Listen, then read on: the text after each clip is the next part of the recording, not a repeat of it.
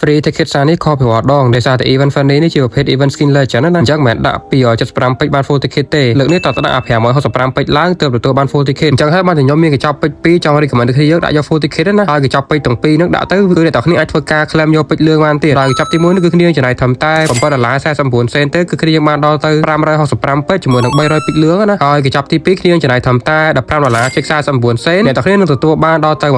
1135ពេជ្រហើយនឹងអាចធ្វើការ claim បានដល់ទៅ800ពេជ្រលឿងបន្ថែមទៀតអញ្ចឹងទាំងពីរកញ្ចប់សុទ្ធតែបាន full ticket 18 ticket ដូចគ្នាទេអ្នកគ្នាយកមួយណាក៏បានដែរឬក៏ចង់យកជា weekly pass 5ក៏បានដែរគ្នាយើងប៉ុន្តែគ្រាន់តែ weekly pass 5អាហ្នឹងតើគ្នាយើងមើលទៅលើ account អ្នកនរគ្នាដែរថាតម្លៃ weekly pass អ្នកគ្នាហ្នឹងវាពេញហើយឬនៅណាបើសិនគ្នាយើងពេញតម្លៃ weekly ហ្នឹងហើយគឺដាក់អត់ចូលទេអញ្ចឹងខ្ញុំធ្វើការបង្ហាញពីរបៀបក្នុងការមើល weekly pass នៅលើ account អ្នកទាំងគ្នាអាចធ្វើការ scope មើលបានហើយខ្ញុំ recommend ខ្លាំងមែនតើអ្នកគ្នាធ្វើការដាក់ ticket ទាំងពីរលើកទៅដោយសារតែក្នុងហ្នឹងមិនមែនមានតែ skin legend fan នេះមួយទេគឺវាមានតាំងពី skin legend Guinevere skin all star skin stun skin lucky box ជាដើមណាអញ្ចឹងបើគ្នាណាដែលមានដំណងចង់បាន skin lucky box skin stun ក៏ដូចជា skin automatic នេះគ្នាដាក់ ticket ទៅ2ដងគឺនឹងតែបានហ្មងគ្នាយើងហើយបើចង់បាន skin all star អាចទាំងថែមពេជ្រតិចតួចអញ្ចឹងណាអញ្ចឹងបើគ្នាយើងមានតម្រូវការចង់ដាក់ពេជ្រយក full ticket ឬមួយក៏ដាក់ពេជ្រចាប់ skin នេះអ្នកគ្នាធ្វើការដាក់ពេជ្រនៅ Cry Store បានហើយ link website នេះគឺមាននៅក្រុម comment និងក្រុមអញ្ចឹងទៅគ្នាយើងអាចធ្វើការចូលតាម link ដែលមាននៅក្រុម profile page នៅ Cry បានតែសូមបញ្ជាក់មួយទៀតគឺយើងមកដាក់ពេជ្រ complete login ជាមួយនឹង Telegram ដើម្បីសន្សំបន្ទុកដល់យកពេជ្របន្តទៀតហើយអ្នកគ្នានឹងមានឱកាសអាចប្រព័ន្ធនៅកន្លែងកងសងសំណាងយកបំជាច្រើនទៀតបើសិនជាគ្នាយើងអត់ទាន់យកពីរបៀបក្នុងការ login ចូល Telegram ទេអ្នកគ្នាអាចធ្វើការឆាតចូល page ក៏បានឆាតមក Telegram ក៏បានដែរខ្ញុំផ្ញើវីដេអូរបៀបក្នុងការភ្ជាប់ Telegram សន្សំបន្ទុកទាំងអស់ហ្នឹងណា